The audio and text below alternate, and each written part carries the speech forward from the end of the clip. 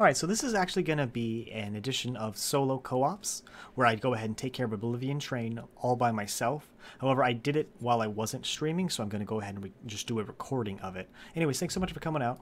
I'm just going to go right into it and show kind of what I'm doing here.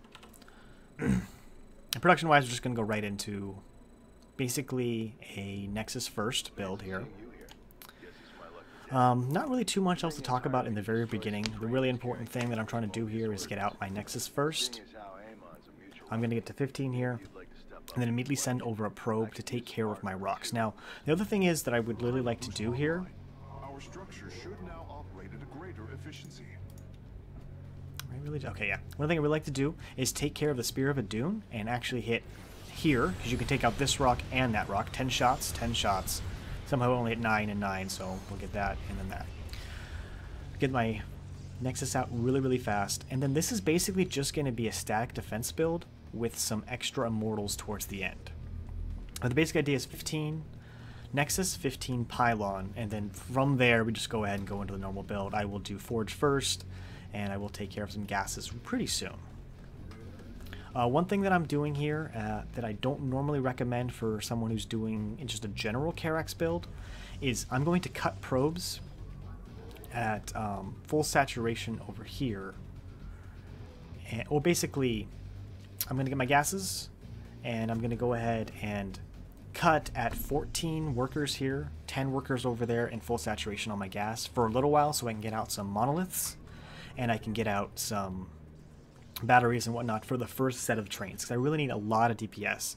Another thing that you're going to see is eventually, is pretty much really close to when this gets done, I'll go ahead and get the extra... yeah, right? When I was having someone else sit there, I was having them scan the attack wave so we can get a general idea of what comes after every single attack wave, but it's just funny. Anyways, I'll go ahead and make sure to get the Forge upgrade for extra offense, or extra DPS capability, i.e. the extra 25% attack speed. So again, right now it's just about building up what I have and what I can do here. So we're going to go ahead and just chill and relax. I am over here at 15 supply, so I'm going to pull one over, so it's 14. You only really need 2 per mineral patch to get pretty much optimal mining. Now, you get better mining when you have 3, but in the end, the extra little bit doesn't add as much as one might think. So that's kind of the issue here. So I'm going to go ahead and get to that point. I'll get out all of my stuff. I'm really close to being done here. I got 2 more probes on production. And then once those are done, I'm going to sit back and relax and try to get a little bit more out, at least for a little while. I'll start working on my Forge upgrades. I'll start working on my Spear of Adun upgrades. There's my first Forge upgrade. And then the Spear of Adun will come pretty soon after that. I ended up getting those a little earlier than I normally do, but, you know, I do cut a little probes here and there. Again, making sure I have pretty much optimum saturation. Spear of Adun is going to help me clear all these guys. Not imperative I keep this cannon, but it is helpful to have it. Again, see, I'm not like rushing everything on the probes, keeping not proper. I'm not constantly making probes because I do need the extra minerals to make these monoliths. Monoliths are really important. You need at least 3, preferably 4, to take care of the first train. You can see right now I'm not building any probes. I'm going to be sitting on this for a little while. Waiting here to get the first solar forge upgrade. I am activating Chrono Boost now. And the Chrono Boost to get me the energy I need, as well as, you know, maybe get some upgrades from the Forge and from the Spear of Adun a little bit faster. But mostly for the energy here. Those other things would come as they come. Just waiting for the train to stick its head out a little bit so I can do that and that. So one of the things you'll notice too is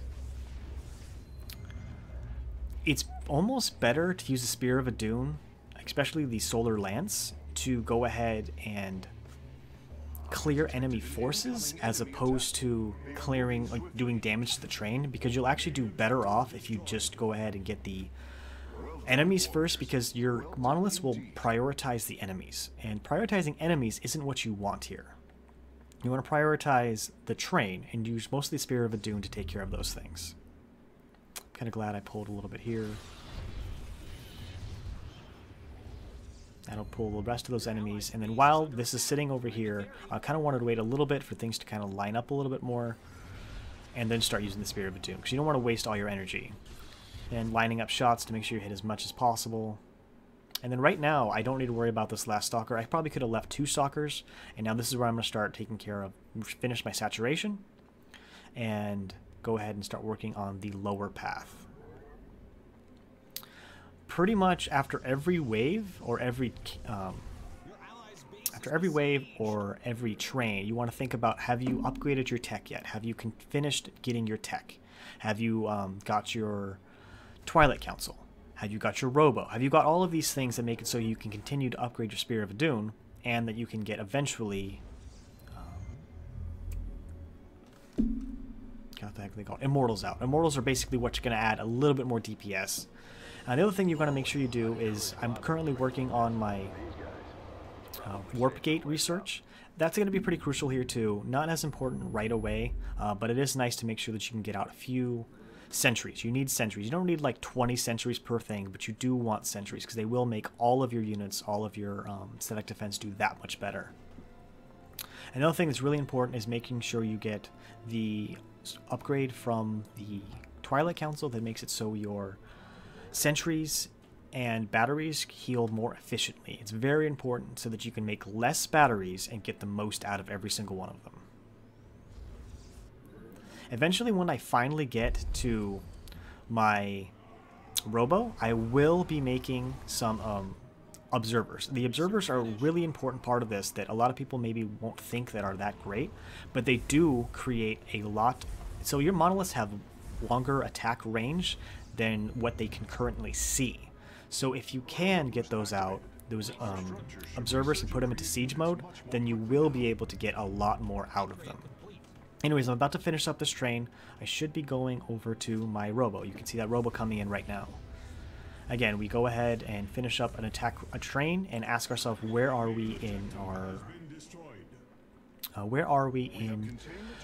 our tech tree? Do we need more? Do we need less? Mostly what I'm going to have up front here is going to solely be monoliths at the front, a little bit of cannons here and there just for detection if I need it, little batteries just to keep things alive. But in the end, I don't want to put too much more besides monoliths up front. Monoliths are what's going to basically do the most damage to the train. I do have stuff back here to make sure that I can take out the bonus. I got extra energy, might as well use it on the spear. I might as well use the spear solar lance. We're going to have our Robo done pretty soon, and that's why I'm setting my rally point for my Robo over to my front area so that I can go ahead and get some observers out. See, as soon as that Robo was done, I'm getting observer, because the observer actually adds tons of DPS. You got a train to catch, commanders. Don't want to miss it, do you? I did see that, by the way.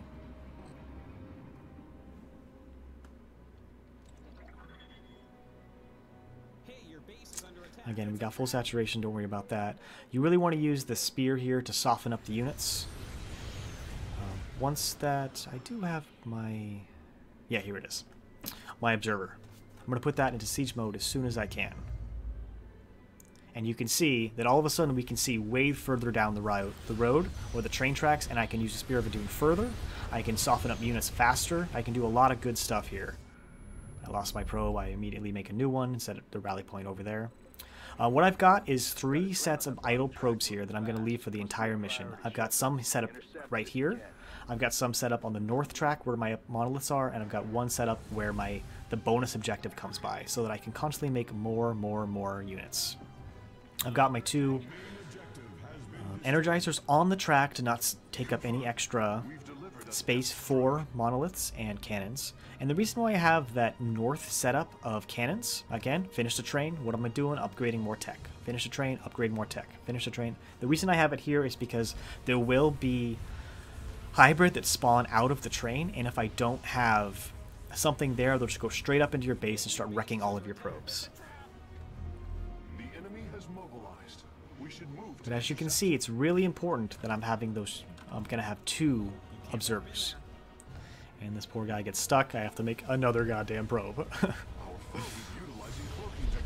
Immortals have are a big problem, so I always make sure that I end up putting out, trying to soften them up as much as possible. Chrono boost online.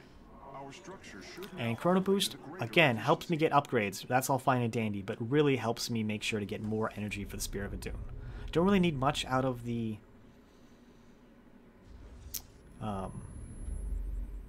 Robo Bay, so I'm not really going to get too much out of it. Shadow Cannon's nice, but not absolutely necessary. I just really got it to get the 4th set of upgrades for my Spear of Adun. So we're going to wait for some gas, and then I'll hit that.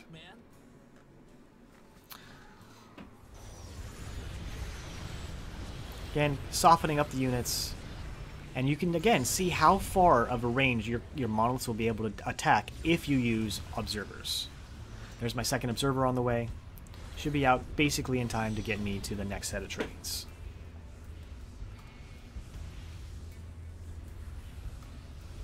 Again, continuing to ask myself where I'm at. I've got all of my tech taken care of, so now it's just a matter of building my monoliths where I need them. And you can also see that, yes, I'm losing some monoliths here. No, not the biggest deal in the world. I have the extra setup back there. But you are going to lose something eventually. It is going to happen, and it's just a matter of what you do once you lose them. As you can see, I'm already on my 4th train here. This will be the 5th one. But all the monoliths I lost back there, I'm going to be okay because I can go ahead and rebuild over here, and I have all of that extra stuff at the back to take care of that train there. Train should be going down real soon. And that's that train. And now I'm just going to go ahead and take this time to rebuild all of my monoliths over here. Got an enemy attack coming for our base. Stay frosty.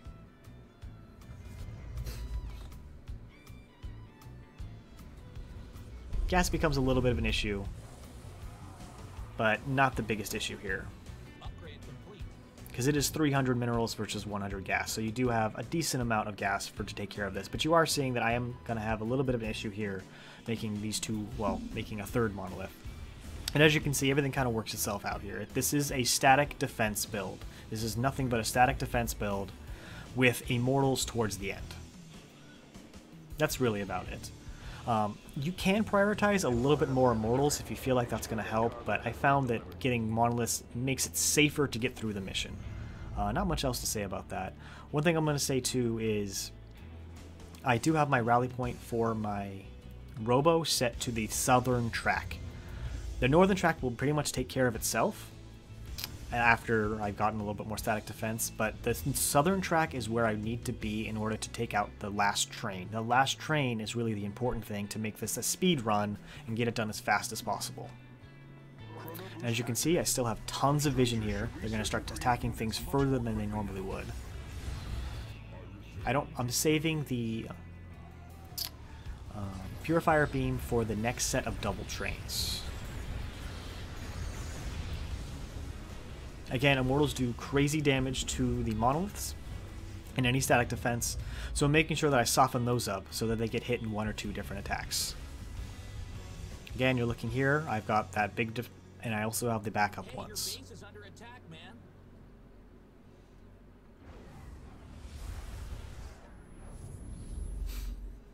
It's a pretty fun little build, and that does a lot for you.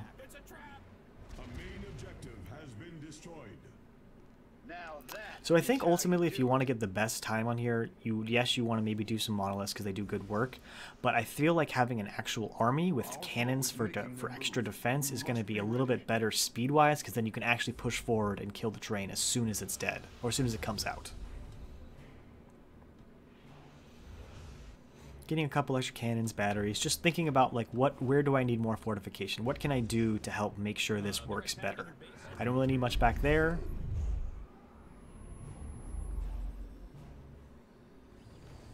I'm killing things real fast with the Spear of Adun. Spear of Adun is really good for just clearing what you need to clear.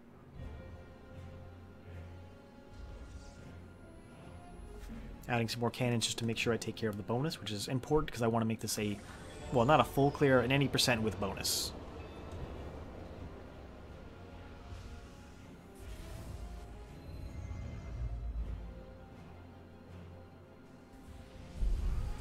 Again, using this solar Purifier Beam in order to soften up this stuff up here and basically leave it so I can use the rest of my Spear of Adun energy on the southern part.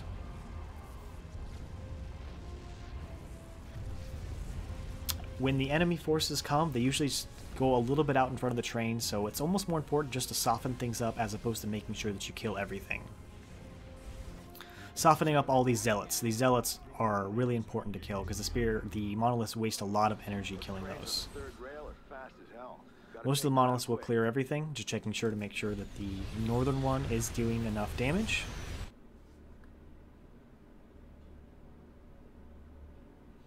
And these are things that you can actually use if you're going on with just a regular mission. All this stuff still works. No matter almost any build you go up against, this will still work. Now, the one build that's kind of a little bit of an issue, that you would actually need to add more cannons if you don't want to babysit your monoliths, is carriers. Carriers totally mess with the monolith's AI, because they'll spend all of their energy trying to kill a couple interceptors. So just be aware that if you are going up against any sort of carrier build, you might need to augment this build a little bit more.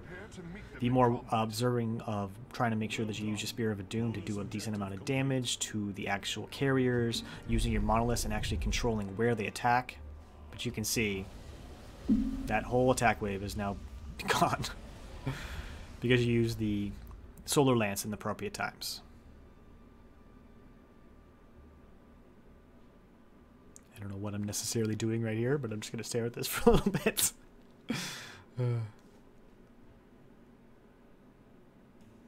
Maybe I was scratching my nose. I can't remember. Okay, so now I've got my Immortals set up. I would like to have a little bit more, but I decided to go more Monoliths than anything else. Move that a little bit forward to give me a little bit more vision. And that poor Stalker tried his best to blink away.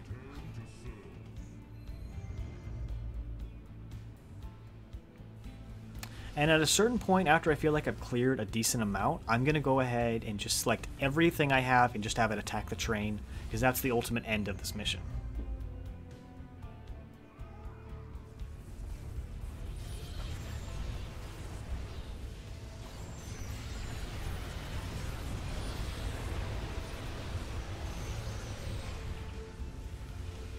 See there, I'm setting my Immortals to just attack the train. And then I'm going to grab all of my Monoliths and have it just attack the train at this point. And that's pretty much it. Yeah, right? I like it. Alright, so that's the end of that one. Anyways, thanks so much for watching. I don't really think there's too much else to say. Karax is actually one of the more fun ones you actually get to do. Just because he's really powerful for this one, and you can do quite a bit with him. Now, again, I can't show you the score screen because this isn't a live game. But thank you so much for watching. I'm Hunter AFI, and that was a solo, brutal, speed run of Oblivion Express. Thank you so much.